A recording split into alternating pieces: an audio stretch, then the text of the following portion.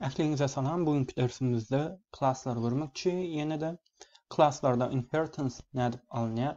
Yani inheritance miras almak demek, bir klassy başka klassa ulanmak üçin. O näme demek bolýar? Meselem, men bir klass açaýyn. Bir işgärler ýazjak bolam, men mugallim, doktor. Indi şu işgärlerin hemmesi aslında haýsy klassa değişli. Her haýsy aýratyn klass, ýani şonuň hemmesi haýsy klassa değişli. Ählesem aslında bir şahys. Yani men şolaň ählesin şahs diýip bir klass döretsem, şahsyň nämesi bolýar? Istendik bir şahsyň pasport numary bolar, ady bolar, familiýasy bolar. İş bolmasam. Onsoň men şu şahs klassyndan pasport numary, ady, familiýasyny ulanyp mugallim klassyny ýa-da işgär klassyny döretjek we işgär klassynda men ýanky ulanan 3 üýtgejimiň üstünedem aýlyk üýtgejisini goşak. İşgäriň aýlygy bolar. Onsoň men mugallim klass döretjek, oňadam mugallimiň ugruny goşak. Onam işgär klassyndan aljak. Men diňe bir klass döretme arkaly başga bir klasslary üýtgetjek. Näde bilen? Gelin görelim. Meselem, men şahs diýip bir klass döredýin. Şahs bolsun. Hop. Indi men şu üýtgejilerini girizmeli. Oň üçin näde girizýärdik? Haýsy funksiýany ulanýas? Funksiýa başlatmak üçin def kysgaltmas we initialize, yani init funksiýasyny ulanýas. Elbetde self durýar bu ýerde. Näme diýdik? Ady gerek. Näme diýelim? Ad diýelim. Onsoň başga näme gerek? Familiýa gerek. Onsoň pasport numary, no diýin. Şular gerek bize. Indi olaram üýtgejilere girizýän. Meselem adyny näme diýin? Ad diýip bir üýtgeji girizýän. Ady şo ýerde dursun. Onsoň aslında şunu ady diýip ýazaýyn. Goýrak bolsun, familiýa. Şunu ady diýelim. Şu ady bolýar. Indi familiýa. Familiýa adly üýtgejä girizin. Familiýany. Onsoň başga näme diýip? Pasport numary. Self tarapynda ýazýanmyz, deňdirin çep tarapynda ýazýanmyz üýtgejilerimiziň ady. Ve bu başda initialize edilen üýtgejilerimizi sağ tarapda ýazýas. Indi şahs diýip men bir funksiýa klass döretdim. Görelim işleýän bir şahsy ýaradaýyn men. Näme diýin? Şahs 1 diýjek.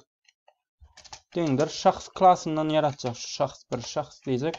Näme soraýar bize? Adyny soraýar. Meselem Murat. Soň näme soraýar? Familiýa soraýar. Nisiro.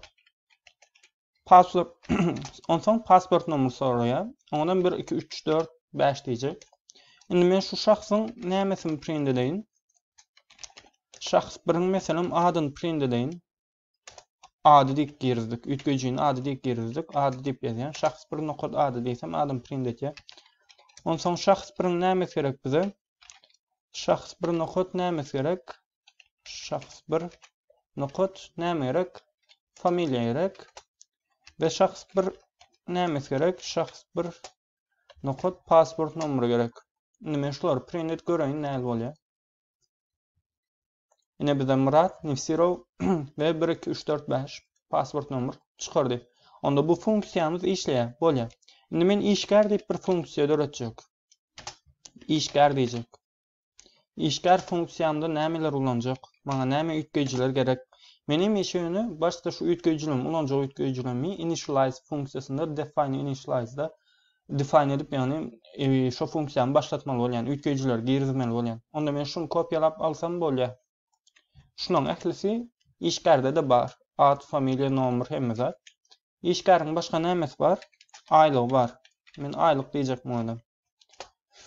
Indi üýtgejini nädip men bu ýerde self ady, self familiýa diýip ýeke ýazdym. Men şonu ýazjak da men näme etjek? Şahs klassyny aljak. Şu şahs klassynyň üýtgejilerini neçe ýerde girzen initialize edilen üýtgejilerini şu ýerde ulanjak. Ad, familiýa, pasport numary üçin. Onu näde ulanýan?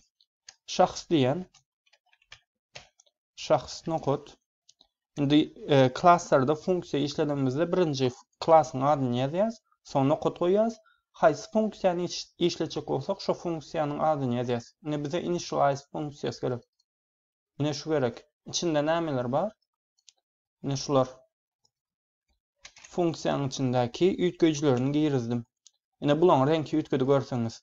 Indi men ady, familiýam we pasport numary şahs klassyndan aldım. Indi başka näme galdy? Üýtgeji girizmek, aýlyk, aýlyk adam aýlyk diýip üýtgeje girizecek şonu. Indi işgär klasmamı döretdim. Ondan barla göreyin. İşgär 1 deyin. Mesela näme print etsin? İşgär 1. Nämeden almalı bunu? İşgär klasından almalı. Näme soraya? Ad soraya. Ad mesela M olsun. Familiyadan N bolsun. Pasport numara 1 bolsun. Aylığım 10 milyon olsun. Şimdi men şunun nämesini print etjek? 2 sanyk ütküjüni görelim. İşgär 1. İşgär 1. Nokot mesela adını print edeyin. Ve işgär 1'in nämesi gerek? İşgär 1'in aylığını print edeyin. Aylık. Şu ikisini görelim. Näl bolýar? Ine bize adı M, aylığım 10 milyon. Onda demek bizim şahs funksiyasında ulanan, şahsta ulanan yütküjülerimizi işgärde hem ulanıp duruz. Indi başka näme deyin? İşgärden bir klas döredeyin men. Şonu ulanıp başka bir klas. Nähili işgär bolsun? Mesela mugallim olsun. Mugallim dep bir klas döretdim. Indi men şunu şu ütküjülerin ählesini aljak. Mugallimin aylygy bar, az bolsa da elbette. Ady, familiýasy bar, bilmeselerim ve pasport numary bar. Indi başka näme gerek mugallimin? Ugry. Ugry deyin. Näme mugallimi? Indi men şu ýerde işgär klasynda haýsylary initialize yani haýsy ütküjüler girizdim. Şahsdan aldım bulary. Onsoň aylykdan işgäre ve başga da aylyk berdim. Indi men şu işgärin içinde aslında şularyň girizildi ütküjü bol. Onda men şonu alyp bilerimmi? İşgärden ählesini şulaň görelim. Näme diýen? İşgär diýen, nokot diýen initialize etjek. Nämeleri? Şulaň ählesini. Men şulaň ählesini sebäbi işgärde ulandym. Indi bulan renki ütküde ählesini initialize etdi şol. Indi başka näme galdy? Ugry galdy. Self ugry diýen. Onam ugrynam ugry adly ütküje girizdim. Indi bu işleýänken görelim. Mesela bir mugallim döredeyin. Näme deyin? Mugallim. Mugallim klasyndan döretjek şonu. Mugallim klasyndan näme soraýar? Mesela adyny soraýar, Murat diýelim. Indi dol ýaz görelim. Familiýa soraýar, Nisirov. Onsoň pasport numary 1345. Aylyk soraýar. Aylygym köp bolmasyn, 5 milyon diýelim. Ugrym soraýar. Matematika diýelim. Matematika. Indi şunu print et görelim. Ählisin aslında. Mugallim nokot näme gerek? Ady. Mugallim nokot familiýa gerek. Mugallim nokot näme gerek? Pasport numary gerek. Şu yerden ýazaýalyň. Pasport numary diýelim. Onsoň mugallim ýazmandyrys. Mugallim dogry ýazypdyrsa. Näme boldy bu ýerde? Dogry ýazypdyrys. Dogry eýdin. Mugallim nokot başga näme gerekdi? Aylyk. Ve mugallim nokot başga näme gerek?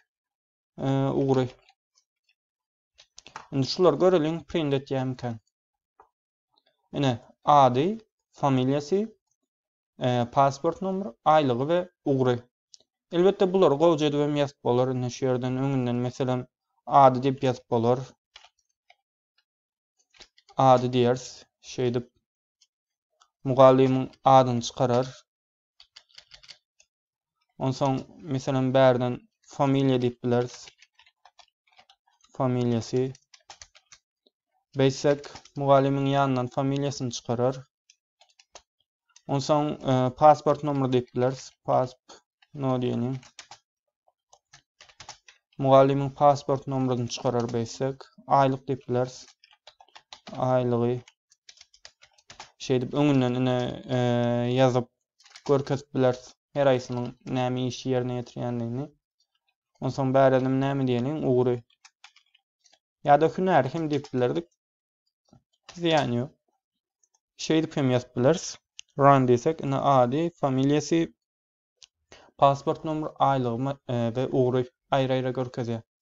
Bunun yanına mesela bir sancak new line koysak her aysını şu yerden